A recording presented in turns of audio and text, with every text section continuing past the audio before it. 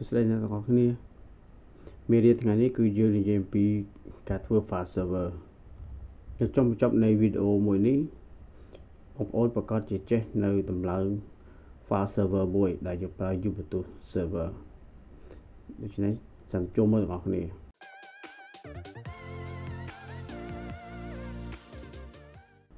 បងប្អូនមកថ្មីនេះសូមជួយចុច subscribe នៅ channel មួយនេះដាក់រូបកណ្ដឹងដើម្បីទទួលបានព័ត៌មាននៅពេលដែលមានវីដេអូថ្មីៗចូលក្នុង channel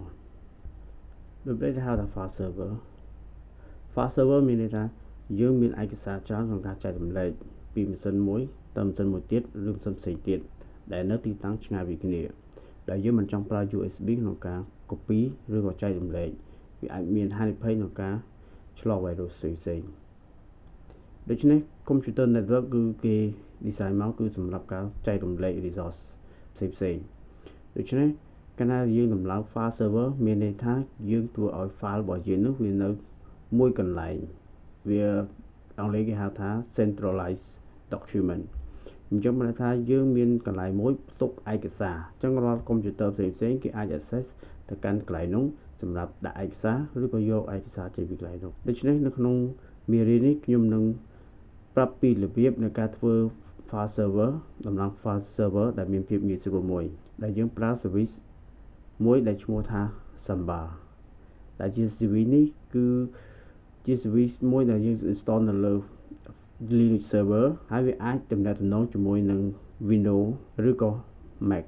តោះអញ្ចឹងយើងចូលទៅមើលអ្នកគ្នានៅក្នុង screen ឥឡូវដល់ computer ហើយឥឡូវយើង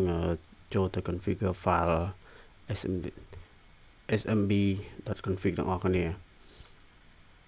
យើងចូល sudo vim etc samba ហើយ smb មក config នេះគឺជា file របស់smb config ហើយគឺយើងនៅក្នុងនោះគឺយើងអាចកែបានច្រើនអញ្ចឹងយើងវាមើលទៅវាច្រើនក៏តែនៅក្នុងនោះគឺយើងអាច comment អ្វីដែលយើងចង់ប្រើនោះបានបងប្អូនអាច read នៅ comment អស់នឹងដឹងថាយើងត្រូវកែអីខ្លះនៅក្នុងហ្នឹងចឹងនៅក្នុងexample នេះគឺខ្ញុំធ្វើការកែប្រែតែប៉ុណ្ណេះទេនេះអញ្ចឹងយើងមើលយើងទៅ uncomment នៅក្នុងប៉ុណ្ណេះឬក៏យើងបដូរប៉ុណ្ណេះអញ្ចឹង work group គឺយើងអាចដូរដាក់ឈ្មោះអីក៏បានដែរឧទាហរណ៍ឥឡូវខ្ញុំដូរដាក់ work group ចាស់ work group នោះបងប្អូនដាក់ឈ្មោះអីក៏បានដែរបន្ទាប់មកយើងមូទៅបន្តទៀតដើម្បីយើងធ្វើការកែនៅអ្វីផ្សេងទៀត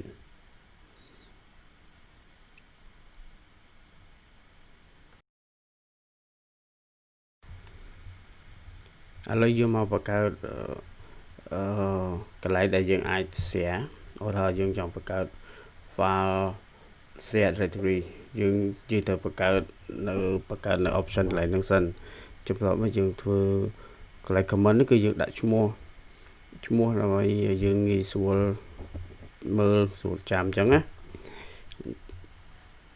ចាំបងប្អូនអាចធ្វើតាមខ្ញុំនៅក្នុងវីដេអូនេះបានកន្លែង path នេះគឺយើងត្រូវដាក់ path កន្លែងដែលយើង folder ដែលយើងបង្កើតហ្នឹង path នៅកន្លែងណាយើងត្រូវដាក់កន្លែងហ្នឹងតបមកពេលយើងកំណត់ permission ផ្សេងអញ្ចឹងខ្ញុំដាក់នៅ link ខាងក្រោមដើម្បីឲ្យបងប្អូនមើលលម្អិតជាងហ្នឹងចា៎ឥឡូវយើងធ្វើការកែប្រែនៅដាក់simple បំផុតដាក់ simple បំផុតដើម្បីឲ្យបងប្អូនងាយយល់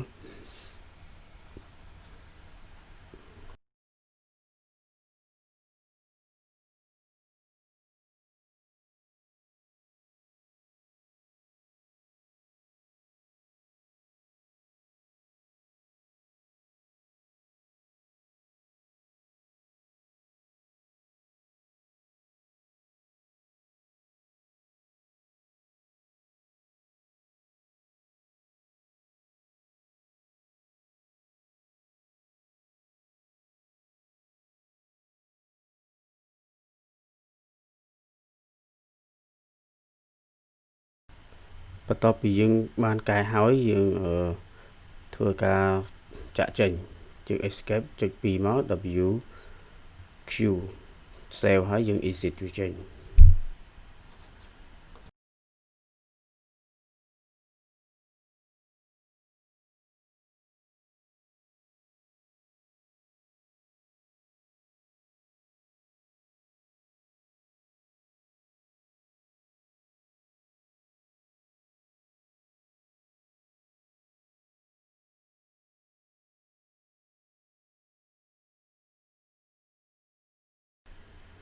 ចឹងយើងធ្វើការបង្កើតនៅ share មួយទៀតល្បិននេះយើងបង្កើតជា guest ឥឡូវយើងបង្កើតជា demo share ចឹងយើងដាក់ comment មក comment នេះគឺជាឈ្មោះដែលយើងអាចទៅសេរៀបរាប់ដូចជា description ចឹងសេរៀបរាប់នៅអ្វីដែលបងប្អូនចង់បានមក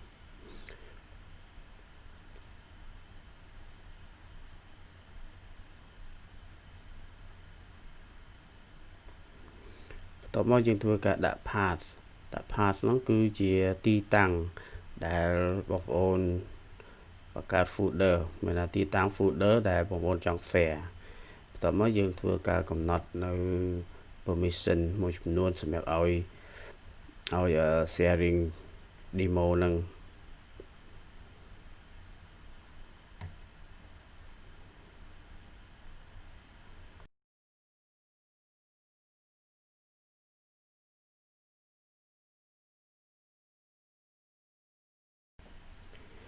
បន្ទាប់ពីយើងកែ file នៅក្នុង SMB config ហើយបើយើងបង្កើតនៅ share ឲ្យហើយអញ្ចឹងដើម្បីប្រើប្រាស់វាបានគាត់តែយើងនឹងមានគេហៅថា user មាន user អញ្ចឹងយើងត្រូវតែបង្កើត user ដែលបងប្អូនចង់ឲ្យ access ចូលទៅក្នុង server បានដោយប្រើ Samba ហ្នឹង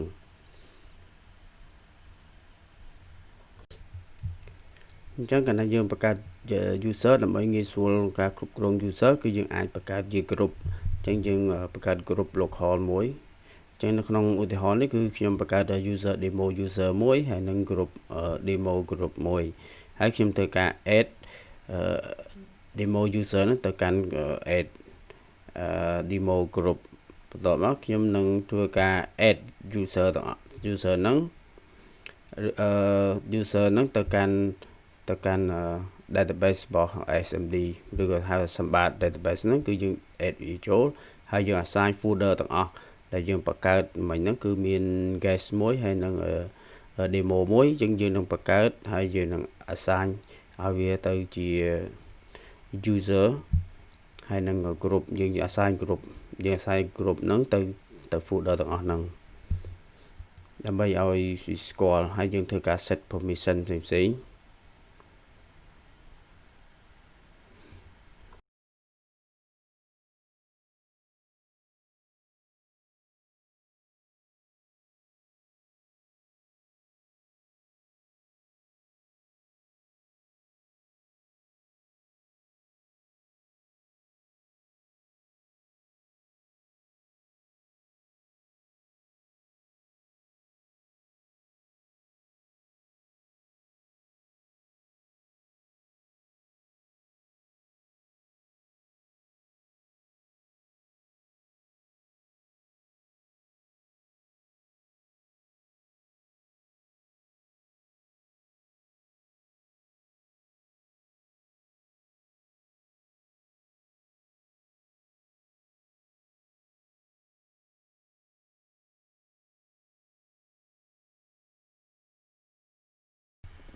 ឥឡូវនេះយើងមកធ្វើការបង្កើត folder ឬគេហៅថា directory យើងបង្កើត directory អញ្ចឹងក្នុងការបង្កើតនេះយើងបង្កើតពីរទី1គឺសម្រាប់ guest សម្រាប់ឲ្យ everything access ហើយទី2យើងនឹងបង្កើត demo យើងបានថាយើងមានតែ user ដែលយើងកំណត់នៅក្នុង SMB config ទេវាអាចចូលបានណាអញ្ចឹង .p មានន័យថាយើងបើវាអត់មាន folder ហ្នឹងទេឲ្យវាបង្កើត folder ហ្នឹងមកបើយើងអត់ដាក់ .p ទេកាលណាវាអត់មាន folder ហ្នឹងគឺវាអត់បង្កើតឲ្យយើងវាសួរ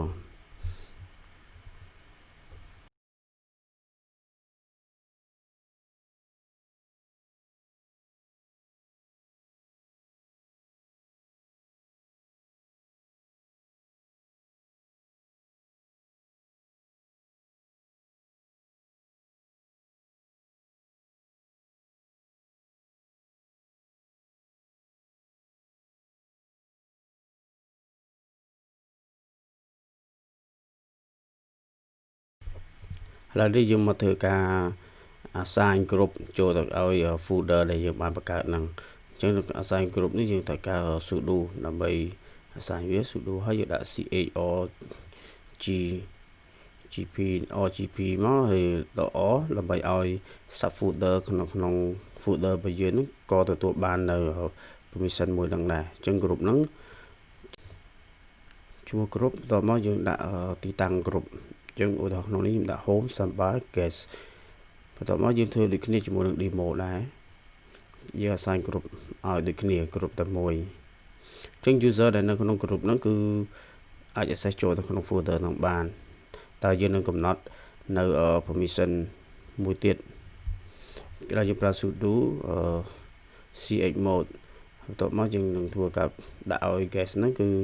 មានសិទ្ធពី775ណា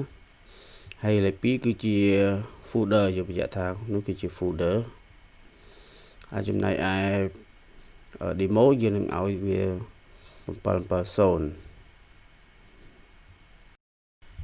បន្ទាប់ពីយើងធ្វើការសាញអីរួចរាល់អស់ហើយឥឡូវនេះយើងចូលមកធ្វើការសាកល្បងទាំងអស់គ្នាដោយខ្ញុំ connect វាជាមួយនឹង host computer របស់ខ្ញុំនោះគឺប្រើ Windows ហើយខ្ញុំនឹងធ្វើការ remote ចូលទៅក្នុង server ហ្នឹងតែម្ដងអញ្ចឹងឥឡូវយើងចូលទៅក្នុង Windows ទាំងអស់គ្នាចេញនៅក្នុង Windows គឺយើង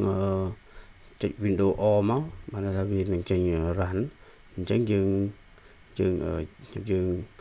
ថាពេលយើងវាយ \2 មក IP របស់ server 192.168.56.102 នេះគឺជា IP server របស់ Ubuntu ខ្ញុំណា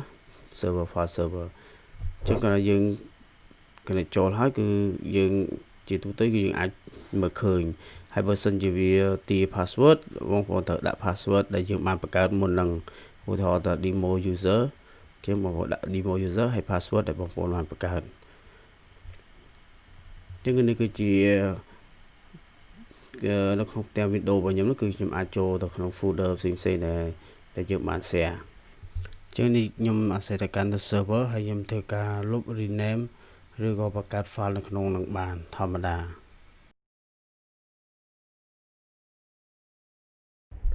ក្នុងការបង្កើត file server របស់យើងគឺមានប៉ុណ្ណឹងសង្ឃឹមថាបងប្អូននឹងយល់បើសិនជាបងប្អូនអត់យល់ទេគឺសូម comment នៅខាងក្រោមចោទជាសំណួរខ្ញុំនឹងធ្វើការឆ្លើយជូនបងប្អូនទាំងអស់គ្នាបើសិនជាបងប្អូននៅថ្មីនៅទីនេះបើអត់បាន subscribe ទេសូមជួយចុច subscribe នៅក្នុងនេះដាក់រូបកណ្ដឹងដើម្បីទទួលបានព័ត៌មាននៅពេលដែលមានវីដេអូថ្មីៗចូលទៅក្នុង channel បងប្អូន channel នេះគឺជា channel សម្រាប់ការសិក្សា Linux បើសិនជាបងប្អូនចង់ដឹងនៅចំណេះដឹងផ្សេងៗអំពី Linux បងប្អូនអាចទស្សនានៅ channel មួយនេះដែលខ្ញុំនឹងធ្វើការ release វីដេអូជារៀងរាល់អាទិត្យសូមអរគុណជួបគ្នានៅវីដេអូក្រោយៗទៀត